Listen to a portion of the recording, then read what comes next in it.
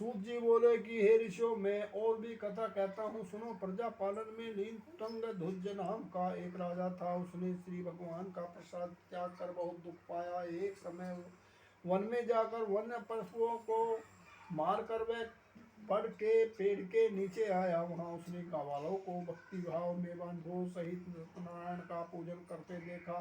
राजा देखकर भी अभिमानवश वहां नहीं गया और ने नमस्कार ही किया।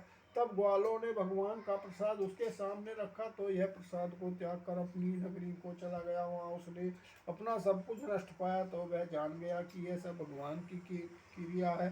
तब वह विश्वास कर ग्वालों के समीप गया और विधि पूर्वक पूजन कर प्रसाद खाया तो सत्यनारायण देव की कृपा से सब कुछ पहले जैसा ही हो गया। फिर दीर्घ काल तक सुख भोग कर मरने पर लोक स्वर्गलोकों को गया। जो मनुष्य इस परम दुर्लभ व्रत को करेगा, भगवान की कृपा से उसे धन धान्य की प्राप्ति होगी। धन धनी और बंदी बंधन से मुक्त होकर निर्भय हो जाता है। संतानहीनों की संतान की प्राप्ति होती है तथा सब मनोरथ पूर्ण होकर अंत में वैकुंठ धाम को जाता है।